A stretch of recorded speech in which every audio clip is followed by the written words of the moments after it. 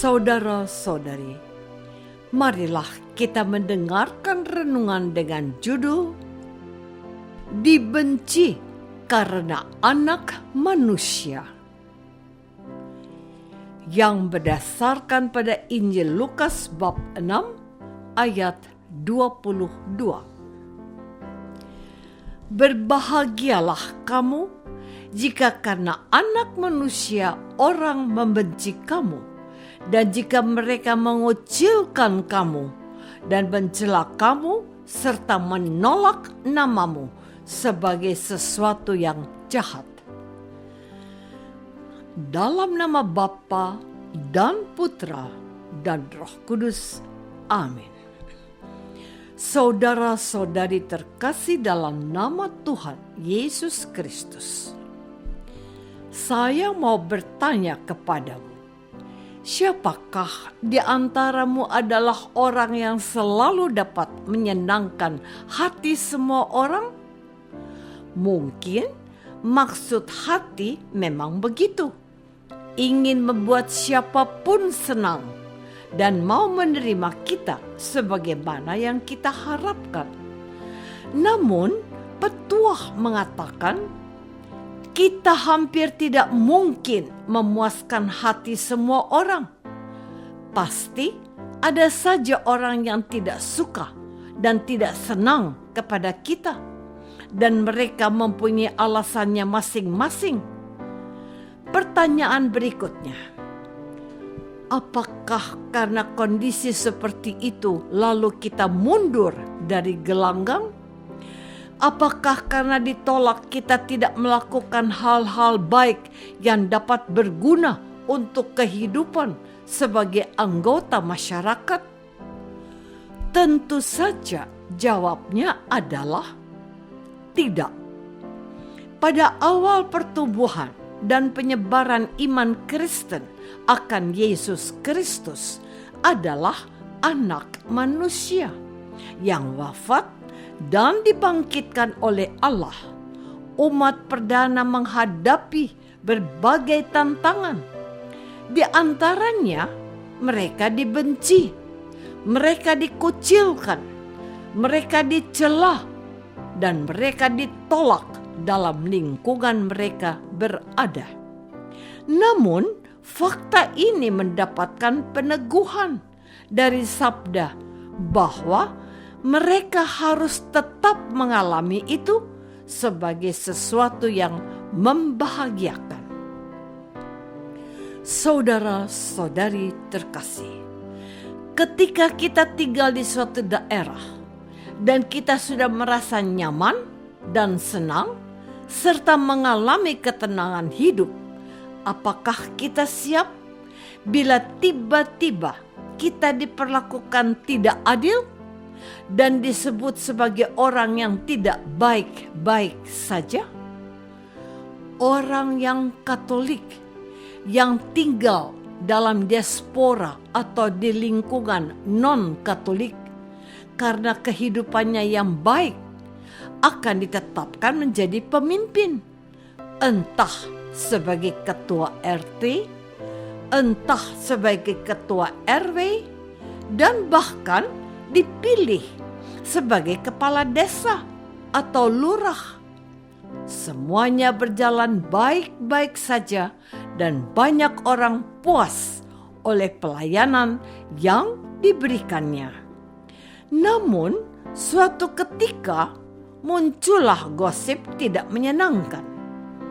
Ia dituduh korupsi dan memperkaya diri, padahal semua orang tahu dia tidak seperti itu. Ia dituduh sengaja berbuat baik agar banyak orang tertarik menjadi pengikut Yesus. Tuduhan itu pun dibantah orang banyak. Saudara-saudari terkasih, mungkin Anda pernah mendengar kisah-kisah penolakan yang terjadi di negeri kita ini, yang dilakukan oleh oknum yang merasa memiliki otoritas keagamaan yang lebih benar dan berkuasa dari pemerintah. Lihatlah, ada sejumlah umat Katolik berkumpul dan berdoa rosario. Mereka digeruduk dan dibubarkan secara paksa. Bahkan ada yang dirusak rumahnya dan beberapa ada yang dianiaya. Ada gereja yang sedang dibangun, dipaksa, dihentikan pembangunannya. Dan ada pula yang merusak bangunan yang sudah mulai berdiri. Ada apa dengan orang-orang ini? Mereka tidak suka pada orang-orang yang mengikuti Yesus dan mengakui Yesus sebagai Allah dan Juru Selamat manusia. Mengapa hal itu harus dialami oleh kita yang baru kemudian memutuskan percaya kepada Yesus sebagai Juru Selamat kita? Inilah yang disebut sejarah berulang. Mengapa? Tuhan Yesus semasa hidupnya berkonflik dengan orang-orang Farisi, ahli-ahli Taurat, kaum Herodian, dan kaum Saduki. Mereka itu mencari-cari kesalahan-kesalahan Yesus. Dia disebut menghujat Allah. Ia dikatakan melanggar hukum Sabat karena menyembuhkan orang pada hari yang dikuduskan kepada Yahweh. Yesus akhirnya ditangkap dan dibunuh. Pengalaman Yesus itu juga dialami oleh para rasulnya. Yang paling kita tahu adalah bagaimana seorang Stefanus, seorang diakon yang akhirnya meregang nyawa karena dirajam dengan dilempari batu karena ia bersaksi akan Yesus Kristus telah duduk di sebelah kanan Allah. Saudara-saudari terkasih, apakah sampai di situ saja? Tidak. Petrus dan Paulus pun akhirnya mati sebagai martir karena mewartakan bahwa Yesus itu adalah anak manusia yang datang untuk menebus dosa umat manusia. Para martir agung diperingati oleh gereja karena kematian dan darahnya yang ditumpahkan untuk mempertahankan iman mereka telah menyuburkan tanah iman dalam gereja. Benarlah firman Tuhan ini. Jika biji gandum tidak mati, ia tetaplah sebiji. Namun, jika ia mati, ia akan menghasilkan banyak buah. Lalu, apa makna dari firman yang kita dengar pada hari ini?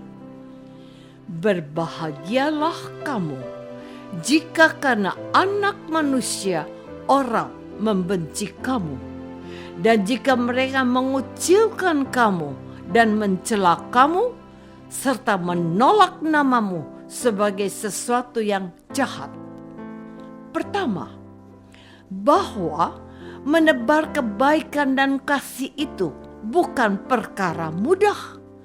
Bahwa tidak semua orang bisa menerima didikan Tuhan Yesus, sebab ajarannya sangat tegas, keras, dan lugas. Harus mengampuni, harus mencintai, harus mendoakan orang yang memusuhi dan membenci kita. Kita tidak bisa memilih dan tidak punya pilihan lain. Ingin berbahagia bersama Yesus, bersikaplah seperti Yesus. Berbahagialah jika engkau diperlakukan seperti Tuhan Yesus. Apakah aku sudah berusaha bahagia sekalipun aku harus mengalami penolakan? Marilah kita berdoa. Bapa yang Maha Baik, Tuhan Yesus berfirman, barang siapa mau mengikuti aku, harus memikul salibnya setiap hari. Dan ia mau kami tetap berbahagia sekalipun ada penolakan dan kebencian. Bantulah kami bertahan demi Kristus Tuhan kami. Amin. Semoga kita semua selalu dinaungi dan dibimbing oleh berkat Allah yang Maha Kuasa. Dalam nama Bapa dan Putra dan Roh Kudus. Amin.